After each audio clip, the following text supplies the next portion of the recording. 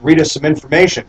Okay, we got important U.S. Bureau of Justice 2007 study that was done, just not too long ago, and it states that 1.2 million vets were arrested for simple possession of marijuana. Out of those 1.2 million were 703,000 vets that got incarcerated. It's ridiculous. That's just a lot of money wasted right there. And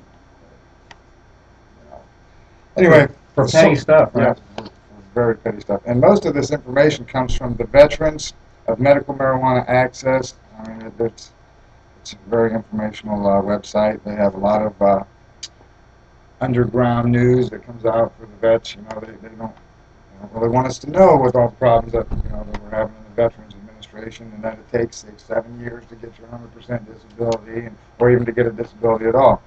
Okay, now the South Texas Veteran Healthcare System is having problems. Vets are receiving letters stating your full name and social security number. They have been disclosed inadvertently. When some administrative tracking documents were identified as missing, how many vets are affected? No. Who knows? It's almost impossible to know. We know, according to the VA, it's more than 3 and less than 88,000. That's just ridiculous. What a big jump! There's a little bit of a... Okay. Doesn't even emphasize on my meter. Yeah, no, not kidding. It's that's what the VA said, and we got more coming soon. That was 11/19/09. Okay, here in Atlanta, we have the VA says they are confident that items taken at the stand down now are returned. The VA spokesperson says employees have returned this stolen merchandise for distribution to homeless veterans. That's horrible that the employees of the VA are stealing food and supplies for these homeless veterans. That's ridiculous. We got a little bit more here on the VA employees. They want to solve these claims. There's a backlog in VA claims right now, which means it can take up to 1 to 6 years, basically, to once you start a claim, from beginning to the end. There's no excuse for it. It's ridiculous. Yes, they're backing up more than 1 million files currently. Today. That's ridiculous. That's 1 million vets that could be receiving help and assistance that aren't receiving it, that are coming home from the war. We have an identified VA employee. He says that the number one thing they want to try and use is a system that will train vets to file claims for themselves. Now, and also drive X amounts of miles to these training centers that the VA wants to. That's just one of their solutions. Okay. To wherever these trainings take place, we have no idea. The vets have also, we have enough to deal with.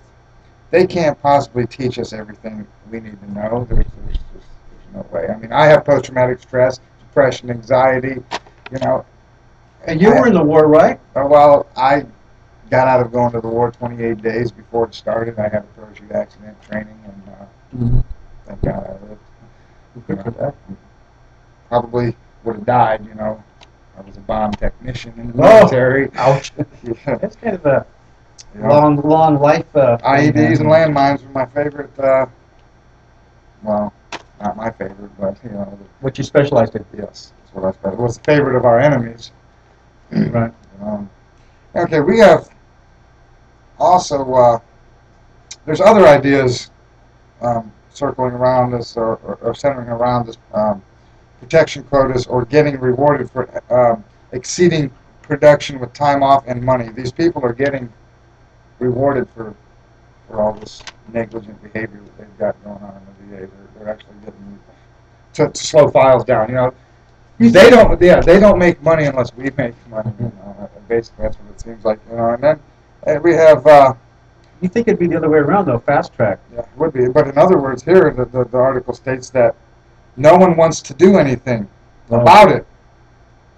I even took out the bad words in there because yeah, sure. The vets are tired. They're really upset that nothing's getting done and that they're backlogged for years. Right. It took me 7 years to get my 100%, even though they owed it to me. Didn't they We talked about that earlier in another show about the vets being tested to get their benefits for marijuana. Oh, they- about updating on Update that. on that. He has an update. We have, Sorry about that. we have, well, I don't have it written down, but July, right around July 12th, the VA stopped doing urinalysis. Sorry, I can't say that. They stopped doing urinalysis tests on veterans that are currently holding a Proposition 215 card. Yay! Great. Great. Thank for that. Something happened. And I bet you it was because some people went to work, went to bat.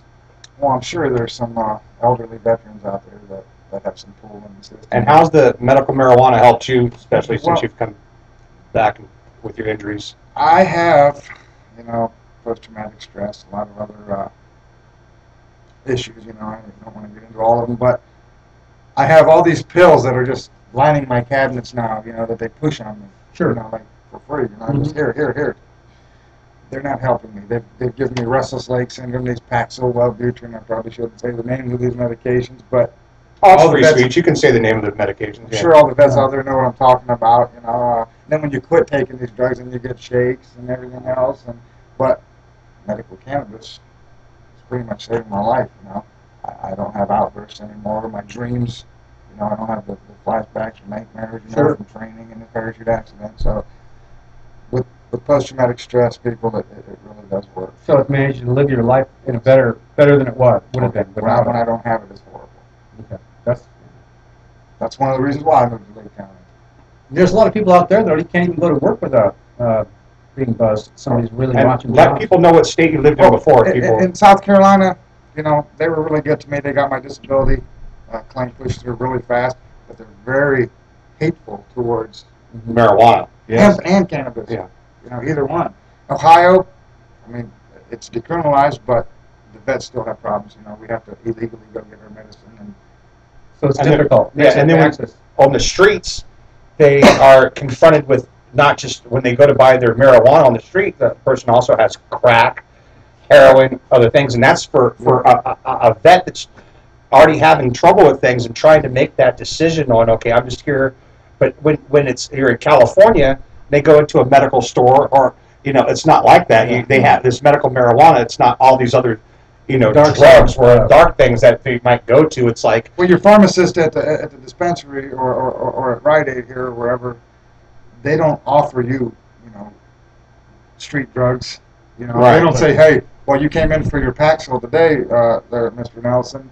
Would you like to try some PCP or something? They don't ask that. But in Ohio, that's what's going on every day. Okay. So it's a different story then. Interesting.